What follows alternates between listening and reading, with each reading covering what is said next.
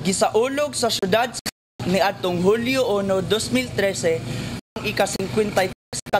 nga Charter Day sa San Carlos, isip syudad. Ang maong selebrasyon gibuksan pinaagi sa Santos nga misa para sa mga empleyado sa gobyerno dito sa San Carlos Borromeo Church sa wala pa gihimo ang Grand Parade. Ang Grand Parade gisalmutan sa mga opisyales sa San Carlos sama nila ni City Mayor Gingo Valmayor Jr., Vice Mayor Edgar Quisumbing, uban sa mga SP members, mga empleyado sa gobyerno, lokal ug nasyonal nga mga buhatan,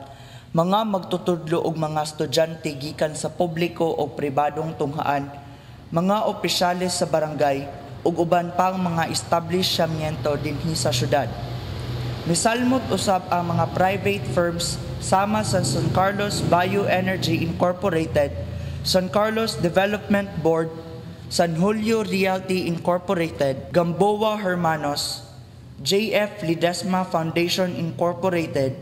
Genesis Foundation, San Carlos Biopower Plant, San Carlos Solar Energy, Biomass, Pintaflores Foundation, San Carlos Doctor Hospital, Development Bank of the Philippines, Metro Bank, Bank of the Philippine Islands, City Saving Bank, Banco de Oro, Bank of Victorias, PNB, Land Bank of the Philippines, Fresco,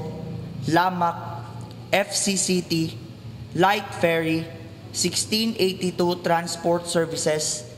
Rizal Commercial Banking Corporation, Pinta Graphic Solution, Loyola Life Plans Incorporated, Exquisite Lending Services Incorporated, Hacienda San Jose, Gaisano Capital San Carlos, BMEG, Pigrulac, Avon Cosmetics, San Carlos Telephone, Palau International Travel and Tours, Radyo Natin FM, City Design Computer Center, Rovery Sea Oil Gas Station, Galleon Enterprises, LBC Express, Graphic and Prints, La Suerte Petron Gasoline Station ug SSS. Sa civic organizations ug people's organizations, ang ning-apil mao ang Scapoda, Kiwanis Club, Alpha Sigma Phi Alumni Association San Carlos City, FS Cup, FISCAP, YMCA, YWCA, Loyola, CAFC,